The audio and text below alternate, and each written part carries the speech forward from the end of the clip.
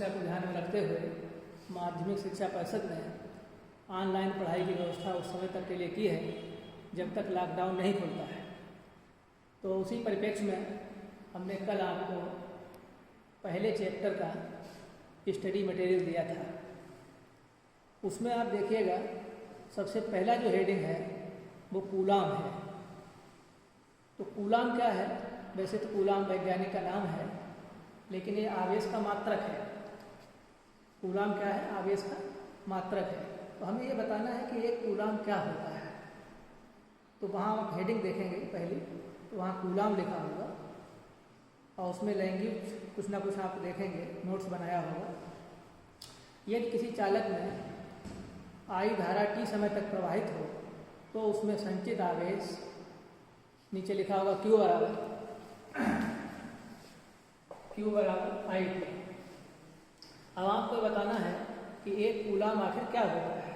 तो उसके लिए क्या करते हैं, यहाँ लिखेंगे यदि आई बराबर 1 एम्पियर, टी बराबर 1 सेकेंड, तो Q बराबर 1 कूलाम, ऐसा लिखा होगा। अब इसी को आप पढ़ेंगे तो एक कूलाम की सूचना आपके सामने आ जाएगी।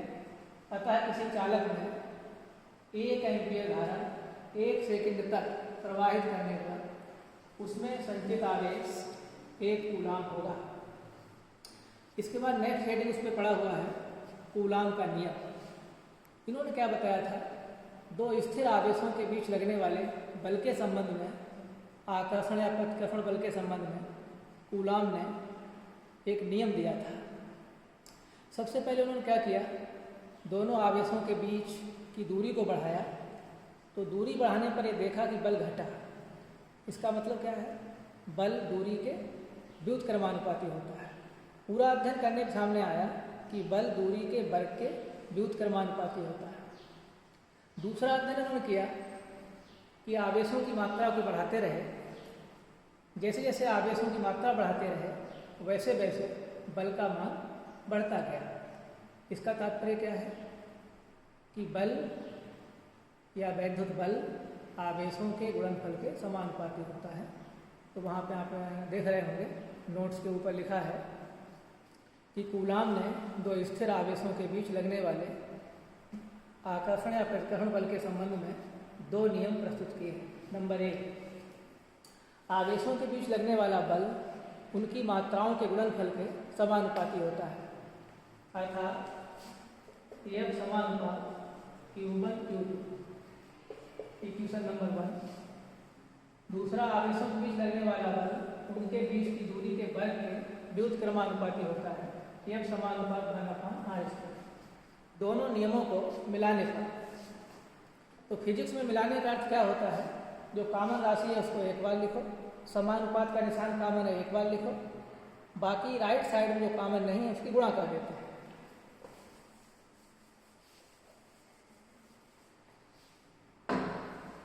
तो क्या है कर सकते? F समानुपात Q1 Q2/r²। निर्भरता कहीं भी हटाएंगे आपको एक नियतांक लाना पड़ेगा। अलग अलग स्थानों पर नियतांक का मान अलग अलग होता है। तो यहाँ पर नियतांक होता है 1/4 पाई ε0 Q1 Q2/r²। ये कूलाम द्वारा प्रस्तुत किया गया फार्मूला है जो दो आवेशों के बीच में कार्य करता है। अगर दोनों आवेशों को किसी माध्यम के अंदर रखा जाए और उस माध्यम का परावैद्युतांक K है तो यही फार्मूला चेंज हो जाएगा। F समानुपात F बराबर 1/4 पाई ε0 K Q1 Q2/r²। तो एक बात और क्लियर हो रही है कि यहाँ K बटे में आ रहा है, अनुपात में आ रहा है। इसका अर्थ यह है कि K का मान अगर बढ़ाया जाएगा तो बल का मान घटेगा, उल्टा होगा। इसके बाद आप देख रहे होंगे नोट्स पर अगला जो हेडिंग है वो है विद्युत क्षेत्र।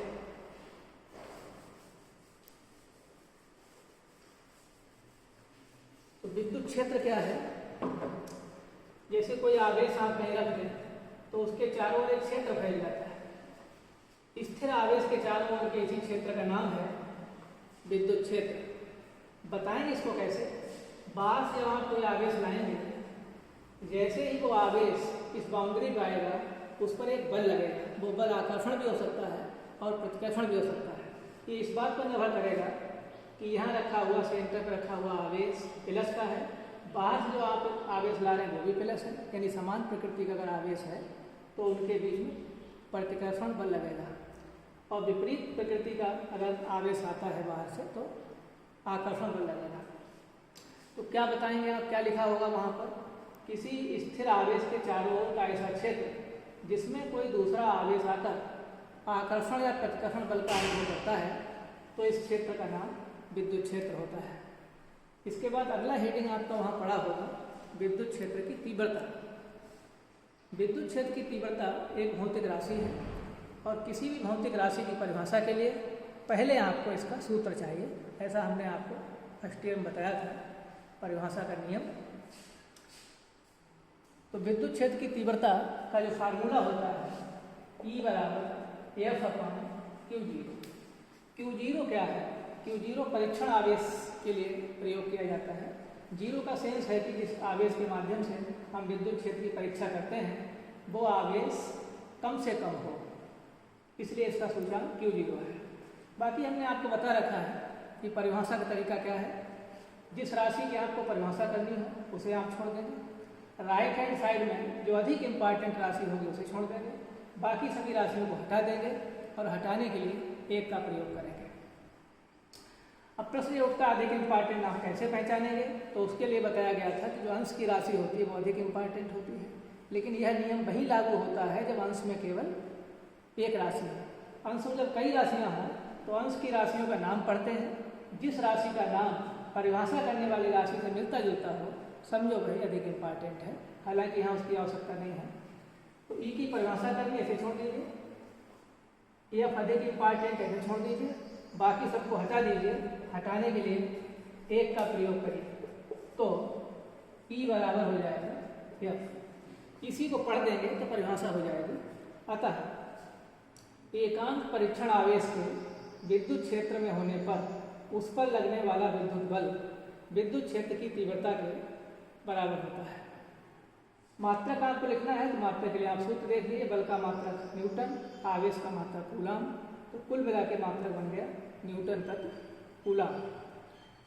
तो इस तरह से ये आपका हेडिंग पूरा हुआ विद्युत क्षेत्र की तीव्रता के बारे में।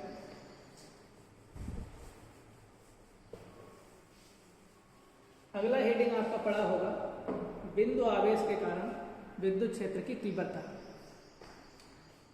मान लीजिए यहाँ पर कोई +Q आवेश रखा है, इससे स्मॉल r दूरी पर कोई पॉइंट A है, यहाँ हमें विद्युत क्षेत्र की तीव्रता की गणना करनी है। तो जैसा कि आप जानते हैं E का जो फार्मूला आपने देखा वो होता है E बराबर F/Q0। तो E ज्ञात करने के लिए आपको F चाहिए और Q0 चाहिए। Q0 तो मानी हुई बात है, तो इस तरह से E निकालने के लिए आपको F निकालना पड़ेगा। इसके लिए क्या करते हैं, Q0 आवेश को बिंदु A पर रखते हैं। तो हेडिंग में आगे आप लिखा होगा माना बिंदु O पर +Q आवेश रखा है जिससे r दूरी पर बिंदु A पर विद्युत क्षेत्र की तीव्रता की गणना करनी है। यदि बिंदु A पर Q0 आवेश रखा हो तो उस पर लगने वाला जो बल है F बराबर कूलाम के नियम से आ जाएगा 1/4πε0 Q0/r²। चूंकि E बराबर होता है F/Q0, मान रख दीजिएगा, तो 1/4πε0 Q0/r² into Q0, Q0 cut जाएगा। तो इस तरह से बिंदु आवेश के कारण तीव्रता का फार्मूला आ जाएगा 1/4πε0 इंटू Q/r²। और ये भी क्लियर हो जाता है E समानुपात 1/r²। यानी विद्युत क्षेत्र की तीव्रता आवेश से जैसे जैसे आप आगे बढ़ेंगे, दूरी बढ़ाएंगे, तो विद्युत क्षेत्र की तीव्रता का मान तेजी से कम होगा, घटेगा। अगला हेडिंग आपका होगा इलेक्ट्रिक डाइपोल, विद्युत द्विध्रुव। विद्युत द्विध्रुव क्या होता है?